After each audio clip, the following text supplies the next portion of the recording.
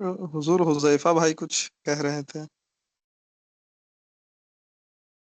Toppers کا نام ذکر کرنا تھا حضرت۔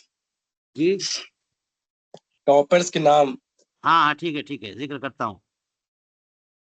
سوالات ہیں کچھ؟ جی حضور چند سوالات ہیں، تقریباً 8 ہیں میرے خیال سے۔ اینڈ میں ذکر کرتا ٹاپرس ہوں کا نام پہلے۔ جی ٹاپرس کا نام حذیفہ بھائی پڑھ دیتے ہیں حضور، آپ مشقت کیوں ہاں اٹھائیے گا؟ پڑھ دیجیے۔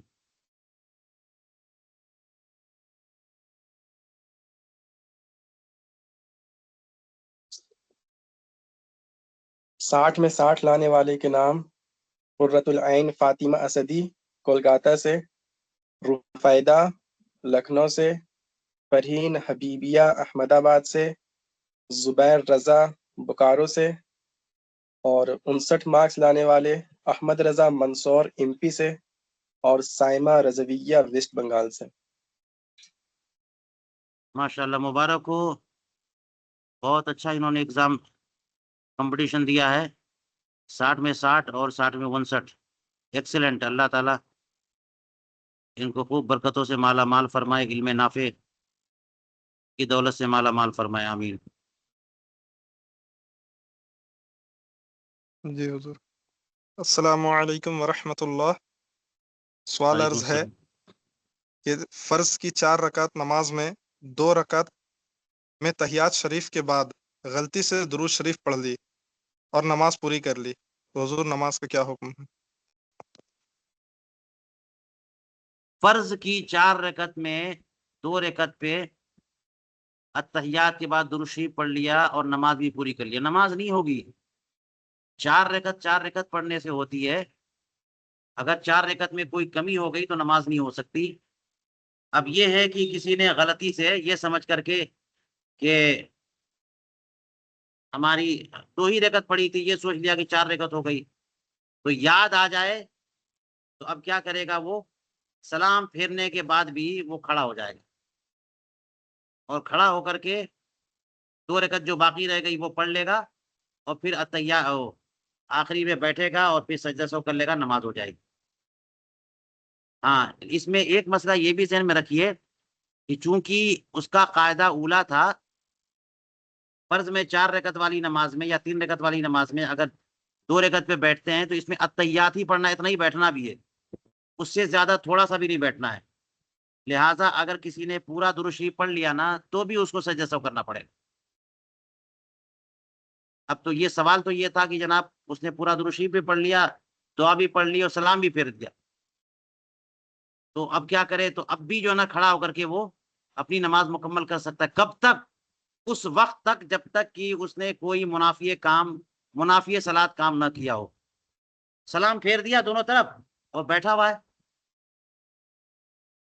کھڑا ہو جائے، لیکن بیٹھا ہوا ہے اور ذرا خیریت پوچھ لیا کسی سے یا چائے پی لیا ہے یا اپنا جو ہے نا سینہ قبلے سے ہٹا دیا، تو پھر جو ہے نا نماز اب ختم ہو گئی اس کی اور سر نو نماز پڑھنی پڑے گی۔ جی اگلا سوال۔ حضور سورہ 3 کی تلاوت فرما رہا تھا نماز میں، اس میں الذین آمنوا وعملوا الصالحات پڑھا، اس کے بعد فلہم اجر غیر ممنون کو چھوڑ دیا، بھول گیا، تو حضور اس صورت میں نماز کا کیا حکم ہے؟ نماز ہو جائے گی، کیونکہ اتنا پڑھ لینے سے جو ہے نا وہ جو مقدار ہے نماز کی فرضیت کی ادائیگی کے لیے اتنا ہو گیا۔ والتین والزیتون وطور سینین، 3 آیتیں ہو گئی، اس سے زیادہ اس نے پڑھ لیا ہے تو اس کی نماز ہو جائے گی۔ اللہ تعالی عالم بالصواب۔ حضور کونچوں کا کیا مطلب ہے؟ جی حضور درس کے متعلق سوال ہے، کونچوں کا کیا مطلب ہے؟ پہنچوں، جی حضور۔ یہ لفظ آیا تھا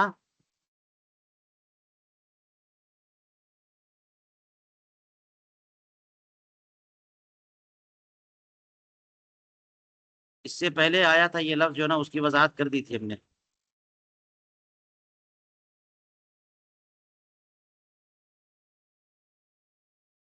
چلیے دوبارہ گروپ میں ڈال دیں گے. اگلا سوال کریے. حضور تشت کا کیا مطلب ہے؟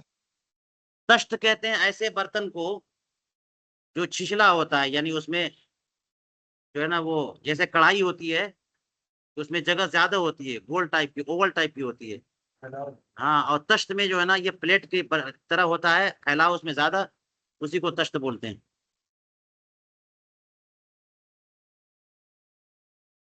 اور بولیے، سوال جلدی بولیے.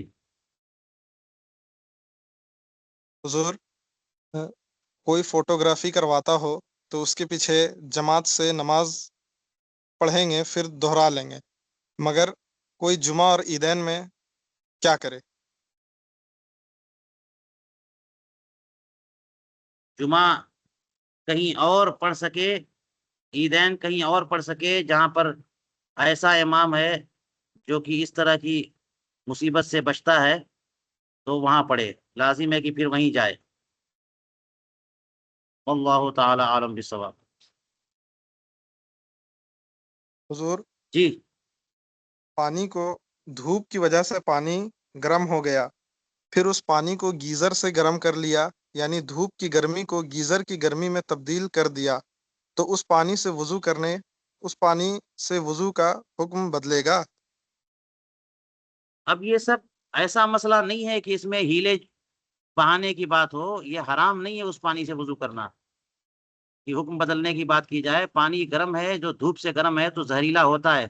علماء نے اسی لیے اس پہ غور بھی کیا ہے کہ آخر کیا وجہ ہے. وجہ جو بھی ہو، دھوپ سے جو پانی گرم ہو جاتا ہے اس سے وضو کرنے کو مکروہ لکھا ہے، لیکن آپ نے اس کو پانی کو جو ہے نا لے کر کے دیگچی پہ گرم کر دیا تو وہ حرارت دھوپ والی باقی ہے ابھی، اور مزید گرم ہو گئی تو کیسے ہم اس کی جو ہے نا وہ کراہت ختم ہوگی. لیکن اگر اتنی دیر چھوڑ دیا کہ دھوپ والی حرارت ختم ہو گئی اور پھر اس کے بعد گیزر سے یا چولہے پہ گرم کر لیا تو الگ بات ہو گئی. لیکن یہ مسئلہ ایسا نہیں ہے کہ آدمی اس میں اتنا زیادہ پڑے. ٹھیک ہے، اگلا سوال.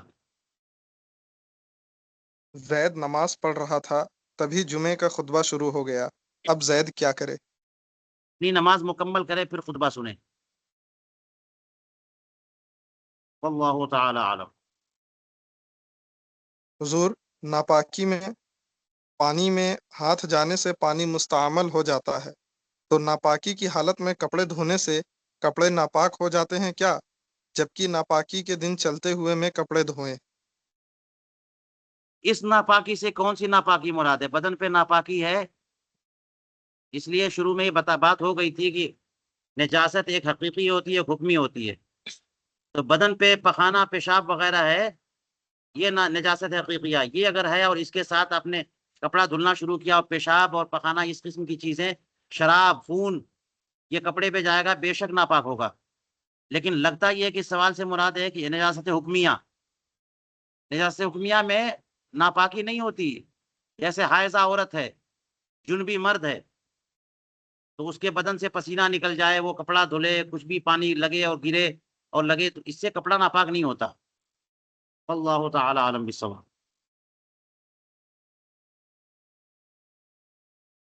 جی حضور سوالات ختم ہو گئے. چلیے جزاکم اللہ تعالی، اسی پر درس ختم کرتے ہیں. السلام علیکم ورحمۃ اللہ وبرکاتہ. آپ لوگ وعلیکم السلام ورحمۃ اللہ.